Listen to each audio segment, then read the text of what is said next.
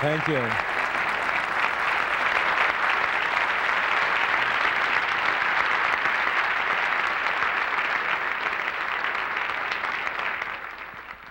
May we go with the first question? I feel I might have a slight bias, having been in Washington and worked with the Republican National Committee at the time that President Ford lost. I can't help but wonder what your feelings are about the present economic position of the United States, in particular what your feelings are about Carter and his policies, and if they're maybe a little bit swayed coming from Georgia rather than somewhere else. Well, I don't believe there is any fundamental difference between the policies of President Carter and the policies of President Ford. They both have adopted policies which are politically profitable. If we look, can you see, suppose you go back and look at the previous administrations, can you see any connection between the professed objectives of the people who sought office and what they did when they got into office? You know, every president of whatever party has the capacity, once elected, to rise above campaign promises. Here was Richard Nixon, a right-wing, free enterprise politician, very effective in his pre-election statements. Nobody in this country gave better speeches against price and wage control than Richard Nixon did. Nobody in this country was a stronger anti-communist than Richard Nixon was. Upon being elected to president, he makes a trip to China, an entente with communist China, and he proceeds to impose price and wage control.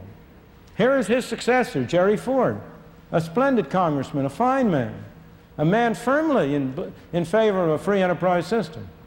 As president, he signs a bill continuing price controls on oil. That's when he lost me. Now, so I say to you, I think that the issue is not a partisan issue. We will not solve our problem by electing the right people. We will only solve our problem by making it politically profitable for the wrong people to do the right thing.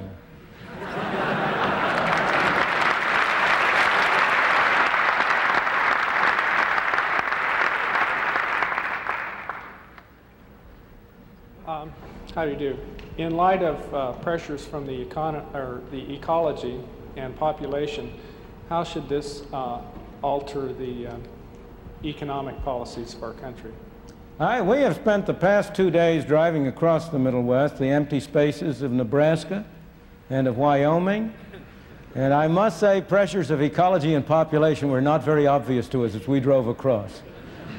I think there are real problems. There are no problems of population. The United States is an underpopulated country by the standards of almost any place in the world. Now, I'm not saying it's desirable to have a bigger population. I think that's a false issue so far as the United States is concerned. That what is desirable is to have a system under which parents, people who choose to have children, bear the costs and the full responsibilities of those children. And I think if we have a system of that kind, under which you do not artificially encourage population or artificially discourage population, why then you will tend to have about the right population. The figment of Malthusianism is very real in some parts of the world, but it has not been real in the advanced countries of the world. It has not been real in Great Britain, it has not been real in Japan, it has not been real in the United States. The rate of population growth in the United States has been slowing down, as you know. So I do not believe there is really a real problem of population. In fact, as you know, most of this country has fewer people per acre now than it did 100 years ago. People have voluntarily chosen to concentrate in large agglomerations in big cities. And then they complain that there are big cities. Now, the ecology problem, the problem of pollution and of maintaining clean water and clean air, that's a very real problem. That's not the same as a population problem, not at all. There, too, a large part of our problem arises from governmental measures that have had the opposite effects to those which are desired. Let me give you a very simple example right now. There's a big hue and cry about the steel industry and about imposing tariffs on higher tariffs or import quotas on steel. Now, every ecologist in this country ought to be on the right side of that issue, which is a free trade issue. If Japan chooses to subsidize the export of clean air to the United States, why should we object? Isn't that what it's doing when it sends steel here? But here, we have this great hue and cry that we should somehow or other subsidize steel, either by tariffs or quotas or in other ways, to enable steel to produce both its product and its pollution at home. Now, personally, I'm just in favor of free trade. I want even rules. I don't want to give any subsidy to pollution. On the contrary, I would like to tax those activities that create pollution. But we're going about it in a very foolish and unwise fashion. We're going about it by trying to regulate the equipment which people use. And that's a very bad way to do it. Far better to impose an effluent tax and then leave it to the ingenuity of people to minimize the cost. So there is a real problem about pollution and ecology. It's not a growing problem. Make no mistake about it. The only reason we have so much more attention to ecology and pollution today than we did 50 or 75 years ago is that we're rich enough to be able to afford the luxury. The water is cleaner today and safer to drink than it was 100 years ago, not only in the United States but all over the world. The air is cleaner today. The automobile has been a source of less pollution, not more. Have you ever seen any calculations of what the streets of our big cities would look like if we were still using horses to pull things? So there is a real problem. And the fact that we are rich enough means that we should pay attention to that problem. We can afford to do something more about it than we did earlier. But we must not go down the haywire and create more myths that somehow or other we've been destroying an untroubled continent. You know, there are more acres of woods growing now than there were 100 years ago because it has been profitable to grow wood for lumber. The greatest protection of wildlife has not come from governmental measures to protect wildlife. It has come from the Audubon Society and from other private associations, and it has come, interestingly enough, from the people who are providing for profit private hunting preserves. This has given them an incentive to establish wildlife sanctuaries privately in Canada to preserve the source of the birds and so on which other people hunt. So all I'm saying to you is there's a real problem here, but put it in perspective. And don't think that the answer is always another governmental law which will restrict the freedom of people to use their own resources. Thank you. Can we have the next question? All economists seem very rhetorical on history and things past. And based on present economic conditions, Doctor, I would like to impose on you as a revelator and seer, where do you think we are going as a nation in what time period? Well, I will be glad to answer that. But the answer has to be divided into two parts. It's possible to state fairly clearly where we're going in the next year or two. But where we're going to go over a longer period than that is not written in the books. It's not foreordained. It depends on us. We are still masters of our own destiny. There is no determinism which dictated 5,000 years ago where we were going to be next year or the next 10 years. And so the question of what happens over the next 10, 20 years depends on whether the American people continue to move in the direction of bigger government and more government control, or whether we have a change in attitudes and beliefs, and we have a pressure on government to hold it down to size, to cut it back, to give more room for individual freedom. But now, so far as the next year or two is concerned, I'll be glad to respond, because there you can see pretty well what's in the pipeline. We are in the final, we are a little more than 2.5 years down the road of an expansion which started in March or April or May of 1975. On the average, over the post-war period, those expansions have lasted about 3.5 years. So we have about another year to go on the average. So for 1978, it ought to be a reasonably continued period of reasonably rapid growth in output.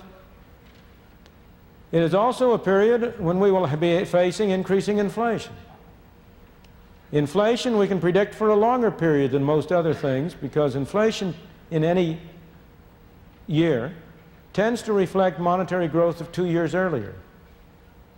For the next year or two, therefore, it's already more or less foreordained, as a result of the policies which the Federal Reserve and the Congress have been following, that inflation is going to be higher than it has been. Now, there was a temporary bulge in January and February as a result of the severe winter, and I'm not saying it'll necessarily be higher than that. But from December 1974 to from December 1975 to December 1976, inflation was at the rate of a little under 5% for consumer prices. That is, I think, the low point for a considerable period ahead. I think the rate of inflation over the next several years will average somewhere between 7 and 9%.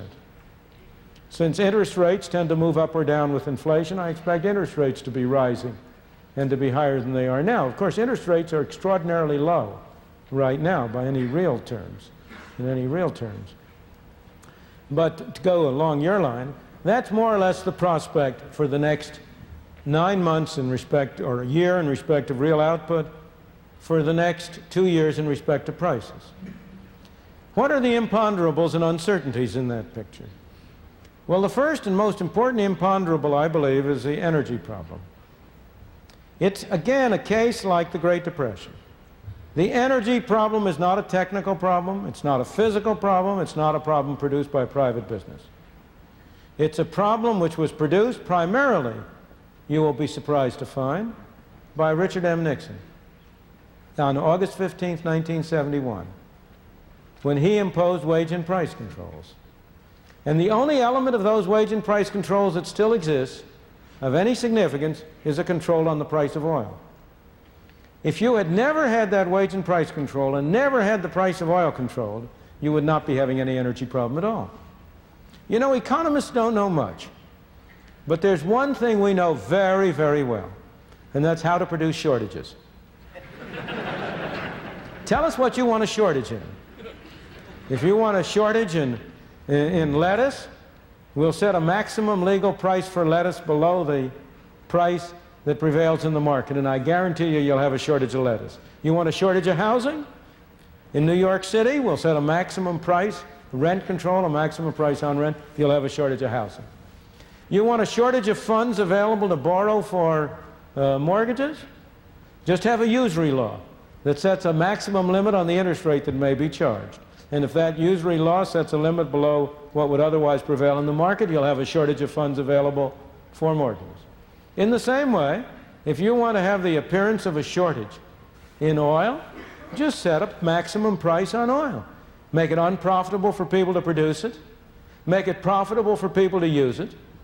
And what we have been doing in oil, as a result of that oil price control imposed on August 15th, 1971, we have gone the standard natural route of government controls. We've gone from that price control to an allocation of oil. We have a program whereby we implicitly tax heavily domestic producers of oil and subsidize imports from abroad. You know, it's insane. Here we supposedly have a problem about our excess of imports from the OPEC countries, and yet we are following a policy which amounts to a subsidy of $3 a barrel on every barrel of oil imported from OPEC and other foreign countries. How silly can you be? All right, so now Mr. Carter has come out now with an energy program which would make all of this much worse. It's not a program for energy. It's another case of misleading labeling, of misleading advertising. It's a tax program. It's a major, major tax program, which would make the energy problem worse, not better. It would reduce the incentive to produce energy. It would lead to a wasteful use of energy. If that energy program were adopted, which fortunately it looks as if it will not be, then I might very well change the forecast I've been giving you.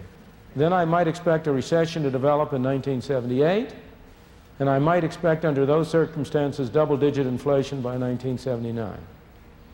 But as I say, fortunately, that program is not going to be adopted.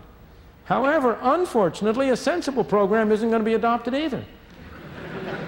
We're going to continue, I'm afraid, with our present program, which will have the effect of sort of mildly hobbling us, supporting OPEC, enabling that cartel to last longer than it otherwise would. At any rate, what happens in that energy area is a major imponderable for the short term. Now, to go to the long-term prospect, that depends, as I say, entirely on what we do. If we continue down our present path, then if you want to see what's going to happen to us, just look at the history of Britain over the past 10 years. We've been following exactly the same path Britain has. We're about 15 years behind them. That is to say, about 15 years ago, the British government was spending the same fraction of their national income as our governments are now spending of ours. And that has produced, as you know, in Britain, inflation, financial difficulties, near collapse of the economy. Or if you don't want to go so far afield for an example, look at New York City. New York City is the most advanced welfare state community in the country. And that has produced in New York City increasing financial difficulties, an increasing loss of control by the citizens of New York over their own destiny. That's where we're headed if we keep on our present line. On the other hand, if we stop this and turn around and start going in the other way, this is a great country. We have great resources. We have an able, energetic, skillful people. We have lots of land. We have lots of know-how. There is no reason why we cannot continue on the path of increasing prosperity and increasing freedom that has characterized so much of our history. So I'm not going to predict which of these two paths will go down. Those are the alternatives. Thank you for your question. Let's have the next one.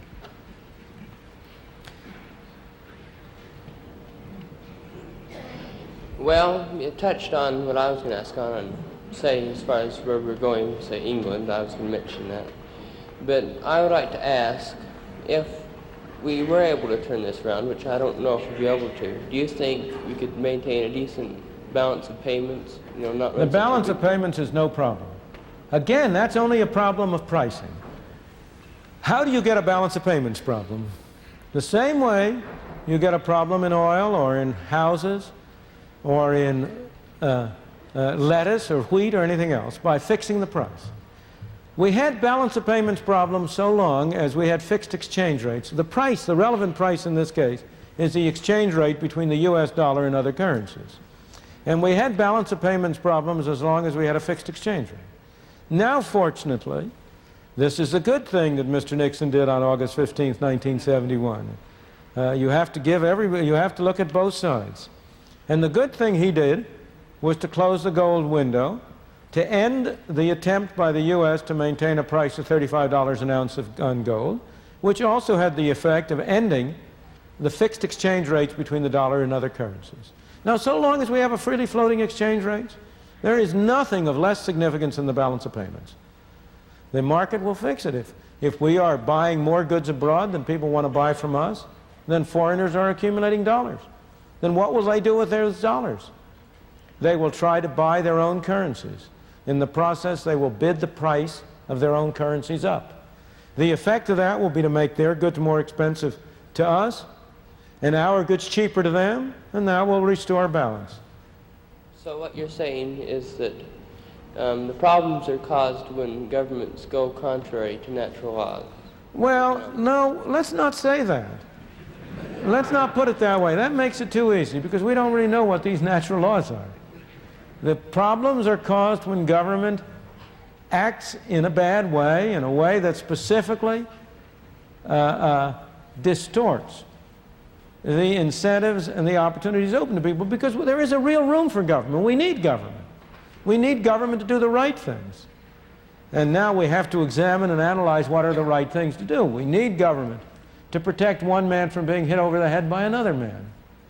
The great tragedy of the modern era and of the expansion of government, in my opinion, is that as government has increasingly been doing things it has no business doing, it's been doing the things it ought to do less well. So I'm not really willing to accept for the simple statement about natural law, because that leads you into the question of defining what natural laws you were talking about. Thank you. Let's have the next question. My question deals with the point of using Madison Avenue tactics to ram what? Madison Avenue tactics Yes. to ram programs through people's throats. Surely, Dr. Friedman, those who claim no knowledge of economics, and indeed many economists too, listen to you. Why do they listen? Well, because there is faith in your knowledge and ability to analyze economic problems and launch an academic campaign. Suppose in the future, God forbid, you are found to be wrong. Surely, Dr. Friedman, does not the fault lay in our faith than in the decision makers? Does not the myth then grow out of the faith, the same faith we used to believe in you now? Yes, it does. But there's a big difference. Quite a difference. See, I don't have any objection to Madison Avenue tactics. I think advertising serves a very useful function, so long as it's competitive. I think it's fine for me to be able to talk to you as long as other people can talk to you and you can hear other views and you can make up your mind. The thing I object to about government use of Madison Avenue tactics is that it is unrestrained and it doesn't have effective competition, and that it is financed not voluntarily, not by the people who buy the product, that you and I have to pay taxes to hire people to persuade us to pay still more taxes. That's the feature of it that I object to. I have no objection to individuals in their private capacity getting up on platforms as I'm getting up on this one to try to persuade people in one view or another. But should the people you and I pay with taxes be in that position? Should we have employees of the Social Security Board sending around propaganda for extending Social Security? Is that an appropriate use of governmental money? I don't think so. And that's what I object to. It is not. But aren't the people supposed to be intelligent enough to know deceit from truth? No.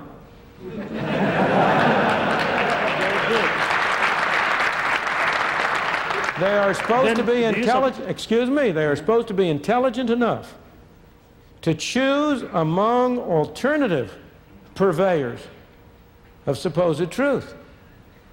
The problem is a one-sidedness. We believe the whole justification for free press, for free speech, for our whole system of adversary justice, the whole justification is that people will be best able to distinguish truth from falsity if they have an opportunity to hear a variety of different opinions. Now, if you only have one opinion spoken, to shift grounds, if we go to the Soviet Union, the people in the Soviet Union are enormously skeptical about what they hear from their government. But they cannot know the truth because they don't hear it. They have to conjecture what is the truth because they only hear one side. They don't believe that, don't misunderstand me. They become experts at reading between the lines. But they still don't have access to the full variety of opinion which would enable them to choose and decide intelligently and reasonably about what's right. So let's by all means have a clash of opinion. Let different beliefs clash in the marketplace of ideas. But let's not have a monopoly or a subsidization of one brand of ideas versus another. Let's see if we can get one more question in. Yes, so you mentioned about the imports of steel. Yeah. I'd like to allude to that. We hear from the American steel industry that in Japan, for instance, steel producers are producing at less than cost with support of the government so as to keep employment up there. And as a result, the American steel industry here is not going to be able to compete. So they're going to shut down, and we're going to have higher unemployment here. What is your answer to that? Well, that's a very good question, and it's a very easy answer. Because I may say the answer I'm giving is not my answer. It was the answer that was given by Adam Smith, the man whose face appears on my tie, I may say. It was given by Adam Smith in 1776 in The Wealth of Nations. From that time to this, hardly any professional economist has believed in tariffs or protection or anything but free trade. But the answer is very straightforward. Let us suppose for a moment that the Japanese flood us with steel. That will reduce employment in the American steel industry, no doubt. However, it will increase employment elsewhere in America. We will pay for that steel with dollars. What will the Japanese do with the dollars they get for the steel? They aren't going to burn them. They aren't going to tear them up. If they would, that would be best of all. Because there's nothing we can produce more cheaply than green pieces of paper. And if they were willing to send us steel and just take back green pieces of paper, I can't imagine a better deal. But they're not going to do that. They're not stupid. They're smart people. They're going to use those dollars to buy goods and services. They're going to spend them. In the process of spending them, they may spend them directly in the United States, and that directly provides employment in the United States. They may spend them in Brazil or in Germany or in China or anywhere else. But whoever gets them in turn is going to spend them. So the dollars that we spend for the steel will find their way back to the U.S. as demand for U.S. goods and services. You will have less employment in the steel industry. You will have more employment in the industries producing the goods we export. Overall, total employment will not be affected. But overall, the American consumer will be benefited because he will get the steel more cheaply and the goods made from the steel more cheaply than he otherwise would. That's the benefit to the American consumer. Now, why is the steel industry and similar industries, why are they so effective in their campaigns for protection? Because of a very common problem that affects not only this but lots else, and that is the difference between the visible and the invisible. The people who are going to lose their jobs in steel are very visible. They're a collective group. You can name their names. Suppose we restrict imports from Japan. Then people are going to lose their jobs in these export industries. They will be widely spread over the country. You and I couldn't name one person. But that doesn't mean they're any less real. But the greater propaganda effect of the steel industry is because you can set the visible is a more potent political force than the invisible people who will lose their jobs. I urge on those people who think there's some sense to the steel industry argument to consider it in a more absurd setting. You very often bring out the logic of an argument by carrying it to an extreme.